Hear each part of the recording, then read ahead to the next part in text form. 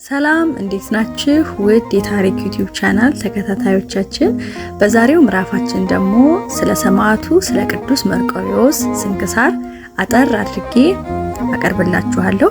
እንግዲህ ይህ ቅዱስ ሰማዕታትነት ማዕረግን የተቀበለው በህዳር 25 ቀን ነው። እንግዲህ የስሙ ትርጓሜ መርቆሬዎስ ማለት የአብ ወዳጅ ማለት ነው። በሁለተኛም ትርጓሜው የኢየሱስ ክርስቶስ አገልጋይ ማለት ነው።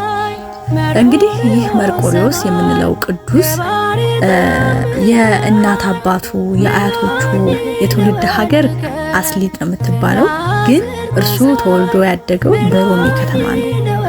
የአባቱና የአያቱ ስራቸው አውሬ ማደን ነበረ። በአንዲት ዕለት እንደ ልማዳቸው አውሬ ለማደን በወጡበት ጊዜ 2 ገጻተ ከላባቶች ያገኟቸዋል።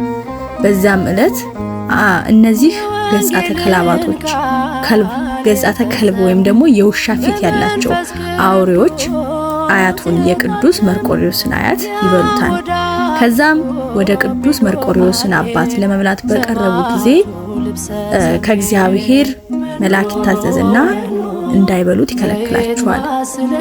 ከእርሱም የሚወጣ መልካም ፍሬ ስላለ አትንኩት ይላቸዋል ከእግዚአብሔር የተላከው መልአክ። ከዚያም በኋላ የእግዚአብሔር መልአክ ዙሪያቸውን በእሳት ከበበባቸው።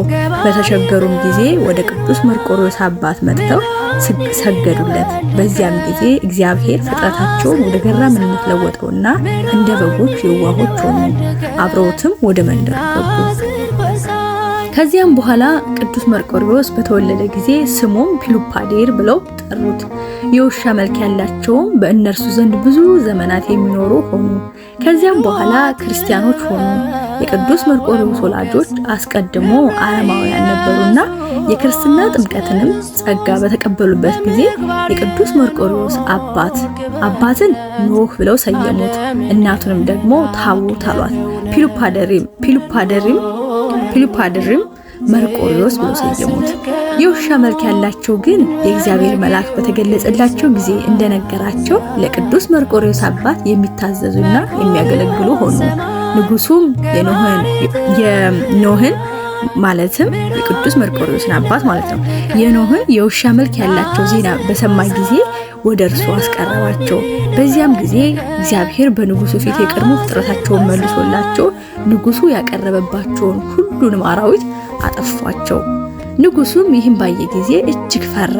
የአራዊትንም ተፈጥሯቸውን ያርቅ ዘንድ ወደ እግዚአብሔር እንዲማልድ የቅዱስ መርቆሬዎስን አባት ለመነው። እርሱም በለመነው ጊዜ ክብር ይግባውና ጌታችን ተፈጥሯቸውን መልሶላቸው ገራሞች ሆኑ። ከዚያም በኋላ የቅዱስ መርቆሬዎስን አባት ንጉሱ ወስዶ ገዢና የሰራዊት አለቃ አድርጎ ሾመው። የውሻ አርያ ያላቸው የታዘዙለት ነበር። ከእርሳቸውም የተነሳ ሁሉ ይፈሩት ነበር። ከዚህ በኋላ የቅዱስ መርቆሬዎስን አባት የሾመውን ንጉስ ይወጋ ዘንድ ከሃዲ ንጉስ ተነሳ። ንጉሱም ከጦር ሰራዊት ጋር የቅዱስ መርቆሬዎስን አባት ወደ ጦርነት ላከው። ከሃዲው ንጉስ ግን እነዚያን የውሻ አርያ ያላቸው አባብሮና ሸንግሎ ወደ እርሱ ያመጡላቸው ዘንድ ወታደሮቹን ላከ። ባመጧቸውም ጊዜ ሃይማኖታቸውን ይለውጡ ዘንድ አብዝቶ ሸነገላቸው። ባልሰሙትም ጊዜ ያሰቃያቸው ጀመር። አንዱ አምልጦ ሸሽቶ ወደ ጌታው ሄደ። ሁለተኛው የሰማዕትነት ሞትን ተቀበለ። ከጦር ሜዳ የቅዱስ መርቆሬዎስ አባት በተመለሰ ጊዜ ሚስቱንና ልጁን ፈለጋቸው፣ ግን አላገኛቸውም። ንጉሱ የሱ ወገኖች ድል እንደሆኑ በሰማ ጊዜ የቅዱስ መርቆሬዎስ አባት መኮንኑ የሞተ መስሎት ነበርና የቅዱስ መርቆሬዎስ እናትን ወስዶ ሊያገባት ፈለገ። ከንጉሱ ወታደሮችም አንዱ ንጉሱ ያሰበውን በጽሞና ነገራት። እርሷም ይህንን ወታደር ከሀገር ውስጥ በስውር ያወጣት ዘንድ ለመነችውና ከልጇ ከብፁዕ መርቆሬዎስ ጋር ወጥታ ወደ ሌላ ሀገር ሄደች። ንጉሱም ከእርሱ የሆነው የመኮንኑን የመርቆሬዎስን አባት ሚስቱን ለማግባት ማሰቡን እንዳይነግሩት አዘዘ። የውሻ መልኮች ያላቸውን ከእርሱ ጋር እንዳሉ የተቆጡም እንደሆነ እንደሚያመጣቸውና አገሮችን ያጠፋሉ ብሎ ይጠረጥራል። ስለዚህም እጅጉ ይፈራዋል። ከዚህ በኋላ ደግሞ በንጉሱ ላይ ጦርነት ተነሳ። የቅዱስ መርቆሬዎስ አባት ወደ ጦርነቱ ወጣ። በእግዚአብሔርም ፍቃድ ይዘው ማረኩት። ወደ ሮሜም ንጉስ አቀረቡት። ንጉሱም ክርስቲያን ነበርና የተማረከው መኮንን ክርስቲያን መሆኑን ባወቀ ጊዜ አልገደለውም፣ በክብር አኖረው እንጂ እጅግም ወደደውና ከጥቂት ቀናቶች በኋላ በመርዶሳውያን አገሮች ሁሉ ላይ ገዥ አድርጎ ሾመው። ክብር ይግባውና በጌታችን የኢየሱስ ክርስቶስ ፍቃድ ሚስቱና ልጁ መርቆሬዎስ ወዳሉበት ሀገር ደረሰ። ሚስቱን በቤተ ክርስቲያን ደጃፍ ባየችው ጊዜ ባሏ እንደሆነ አወቀችው፣ እርሱ ግን አላወቃትም። በአንዲት ዕለት እርሱና ጭፍሮቹ ከእንግዳ ማረፊያ ቤት በወጡ ጊዜ ልጇን መርቆሬዎስን ወስዳ ያማሩ ልብሶችን አልብሳ ሄዶ ከመኮንኑ ፈረስ ላይ እንዲቀመጥ አዘዘችው። እርሱም አባቱ ነው። በተቀመጠም ጊዜ ጭፍሮቹ ይዘው ወደ መኮንኑ ፊት አቀረቡት። መኮንኑ ልጁ እንደሆነ አላወቀምና በእርሱ ላይ ተቆጣ። የመርቆሬዎስም እናት መጥታ ጌታዬ ሆይ እኛ መጻተኞች ነን፣ አንተም መጻተኛ እንደሆንክ ባወኩ ጊዜ ልጅህ ሆኖ ልጄ ካንተ ጋር እንዲሆን አሰብኩ አለችው። እርሱም ጠየቃት፣ እንዴት እንደተሰደደችም መረመራት። እርሱም ሚስቱ እንደሆነች ነገረችው። በዚያም ጊዜ አወቃት፣ ልጁ መርቆሬዎስንም አወቀው። እጅግም ደስ ብሏቸው እግዚአብሔርን አመሰገኑ። ያንንም የእንግዳ ማረፊያ ቤተ ክርስቲያን አደረጉት። እግዚአብሔርንም እያመሰገኑ በአንድነት ኖሩ። ከዚያ በኋላ አባቱና እናቱ በሞቱ ጊዜ ንጉሱ ቅዱስ መርቆሬዎስን ወስዶ በአባቱ ፈንታ በመርዶሳውያን ሀገር ላይ ሾመው። ቅዱስ መርቆሬዎስም መኮንንነትን በተሾመ ጊዜ ያገጸ ከልብ ከእርሱ ጋር ነበረ። ወደ ጦርነትም አብሮት የሚወጣ ሆነ።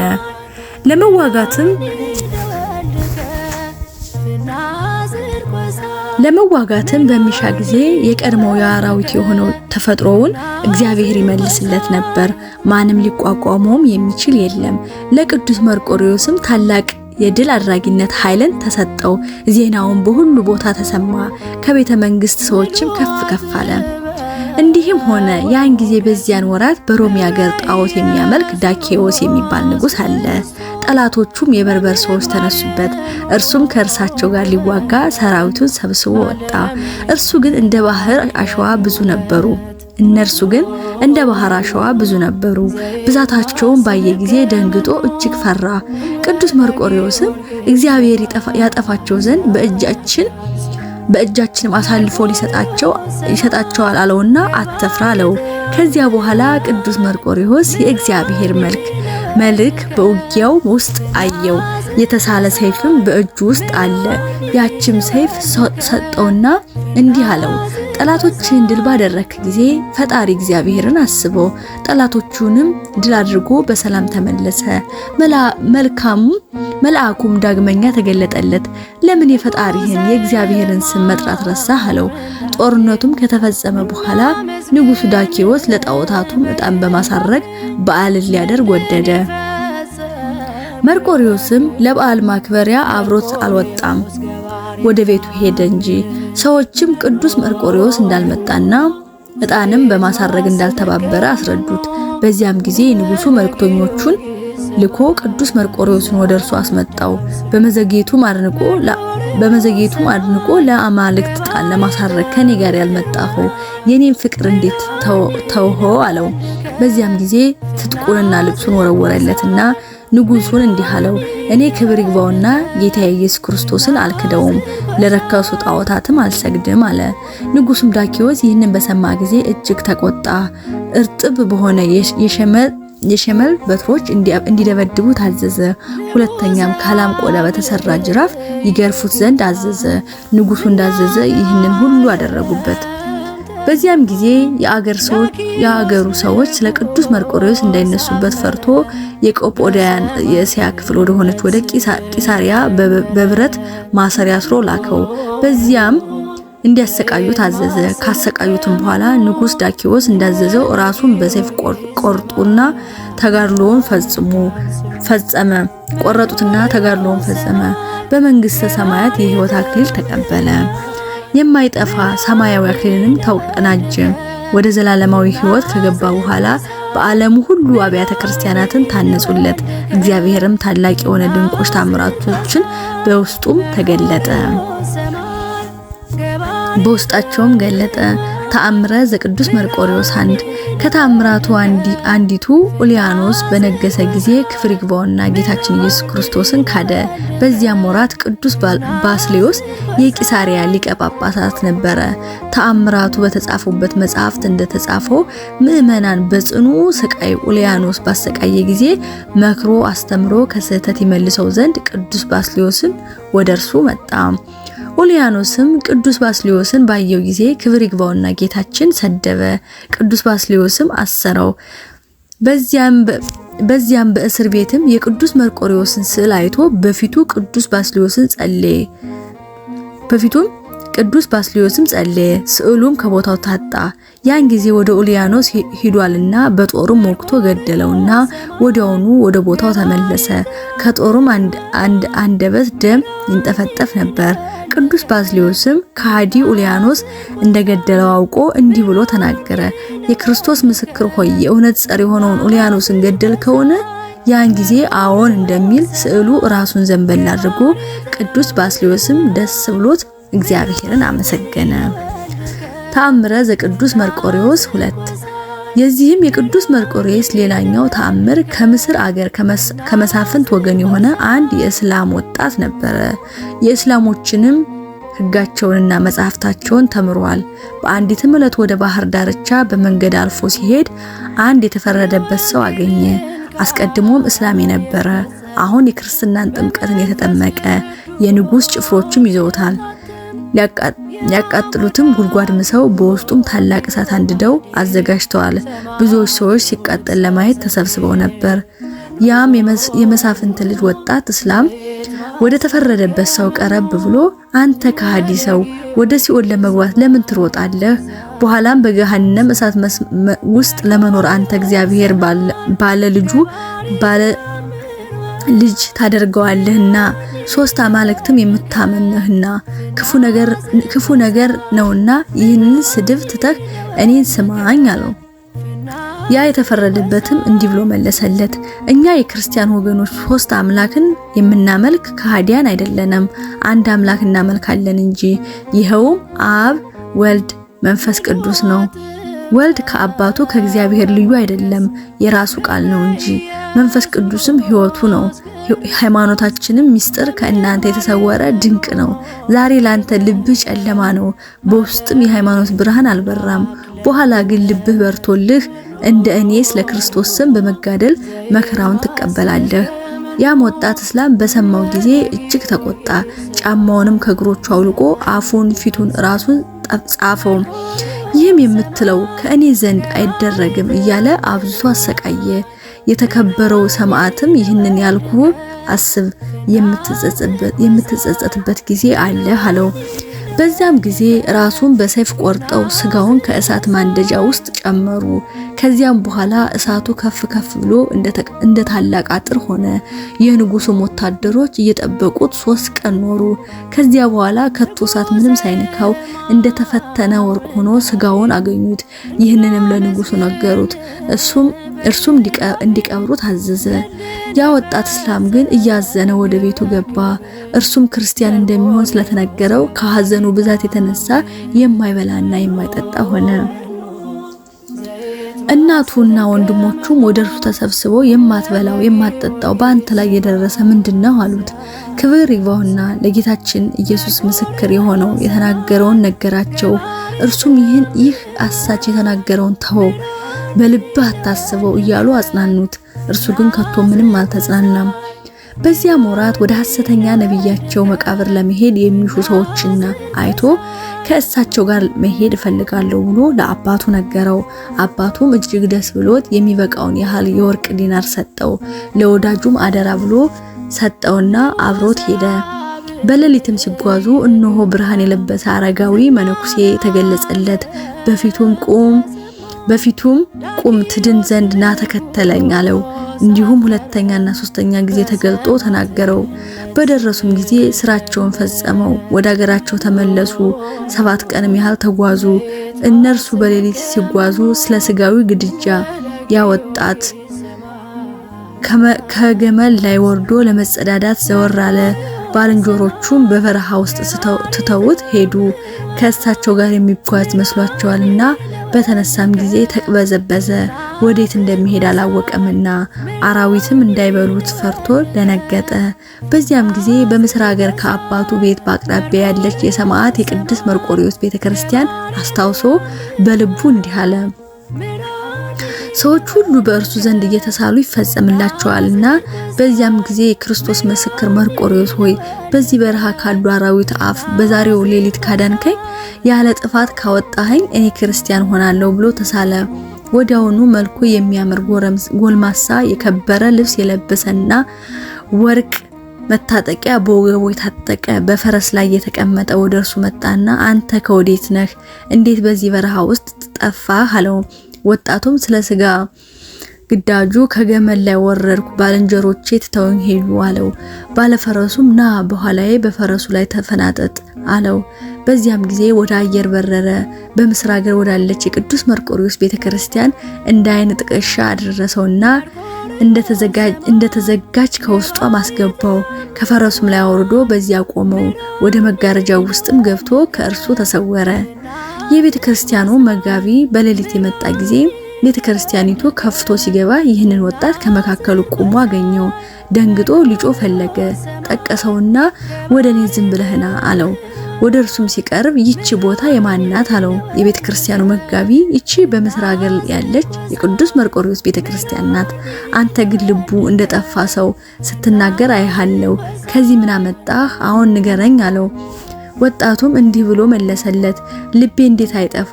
እኔ በዛሬው ሌሊት በእገሌ በረሃ ሳለሁ ፈረስ ላይ የተቀመጠ ሰው ተገለጠልኝና ከኋላው በፈረሱ አፈናጠጠኝ፣ ከዚያም አድርሶ ተወኝ አለው። መጋቢውም የዚችን በረሃ ስም በሰማ ጊዜ አደነቀ። እንዲህም አለው፣ ልብህ ጠፍቷል በማለቴ መልካም የተናገርኩህ አይደለምን? የምትናገረውን አታውቅምና የዚያ በረሃ መጠኑ የ22 ቀን ጉዞ የሚያስጉዝ ስለሆነ በእርግጥ አንተ ወንበዴ ነህ። የቅዱስ ሰማዕት መርቆሬዎስ ኃይል ያለ ገመድ አስሮሃል። እርሱም የዚህ ዓለም ክብር ንቆ የተወ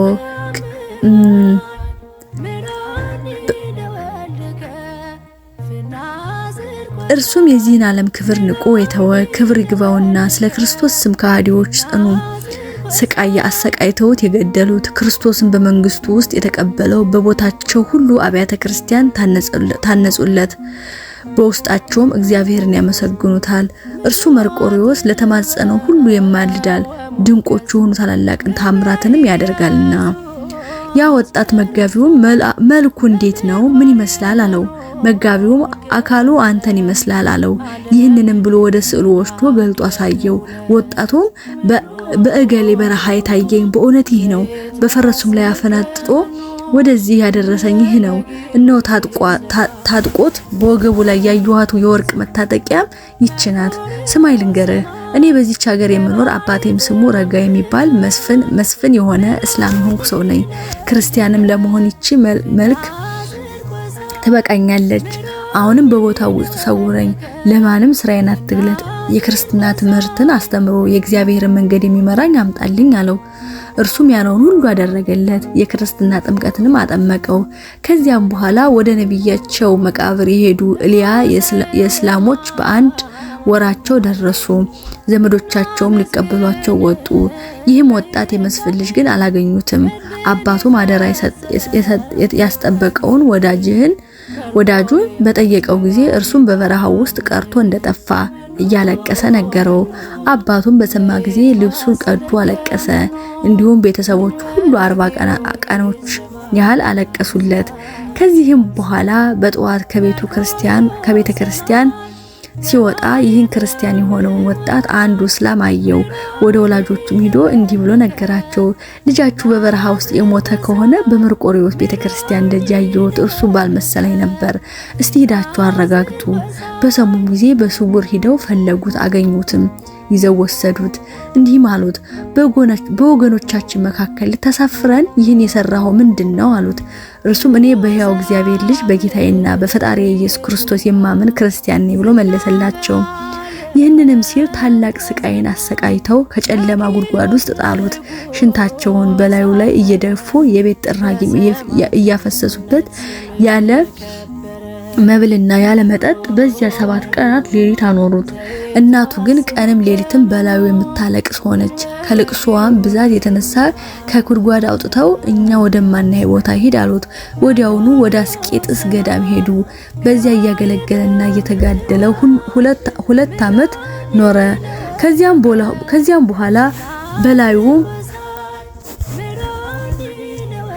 በኋላ በላዩ የትንቢት ጸጋ ያደረበት አንድ መነኩሴ ወደ ምስር ከተማ ሄደህ ሃይማኖትን ከምትገልጽ በቀር በዚህ መኖር ለአንተ አይጠቅምህም አለው። ወዲያውኑ ተነስቶ ወደ ምስር ከተማ ሄደ። አባቱን ባየው ጊዜ ሐኪም ወደሚባል ንጉስ ወስዶ ይህ ልጃችን ነበር፣ የእስልምና ሃይማኖትን ትቶ ወደ ክርስቲያን ሃይማኖት ገብቷል አለው። ንጉሱም ስላንተ የሚናገሩት እውነት ነው አለው። እርሱም በበረሃ ውስጥ ሳለ በሌሊት ቅዱስ መርቆሬዎስ እንደተገለጸለትና ከእርሱ ጋር በፈረስ እንዳስቀመጠው በምስራቅ ሀገር ወዳለች ቤተክርስቲያኑ የ22 ቀን መንገድ እንደ አይን ጥቅሻ አድርሶ ከውስጧ እንዳስገባው ስዕሉንም አይቶ ያመጣው እርሱ መሆኑን እንደተረዳ ለንጉሱ ነገረው። ንጉሱም በሰማ ጊዜ እጅግ አደነቀ፣ ታላቅ ፍርሃትም አደረበት። አደርግልህ ዘንድ የምትሻውን ለምነኝ አለው። እርሱም በቅዱስ መርቆሬዎስ ስም ዳግመኛም በመላእክቱ አለቃ በቅዱስ ሚካኤል ስም ቤተክርስቲያን እንድትሰራ ታዝልኝ ዘንድ ሻለሁ አለው። ንጉሱም በአስቸኳይ እንዲታነጹለት አዘዘለት። በውስጣቸውም ታላላቅ የሆኑ ድንቆች ታምራት ተገለጡ። እርሱም አባ ምኔት ሆኖ ወደ እርሱ ብዙዎች መነኮሳት ተሰበሰቡ። 2 ድርሳናትም ደረሰ። ከሃዲያንን ማስተምሮ ወደ ቀናች ሃይማኖት መለሳቸው። እግዚአብሔርን አገልግሎ በሰላም አረፈ። ስለዚህ መነኩሴ የክርስትና ጥምቀትን በተቀበለ ጊዜ ያወጡለት ስም ዮሐንስ ነው። ለእግዚአብሔር ምስጋና ይሁን። እኛንም በቅዱስ መርቆሬዎስ ጸሎት ያማረን፣ በረከቱንም ከኛ ጋር ትኖር ለዘላለሙ አሜን።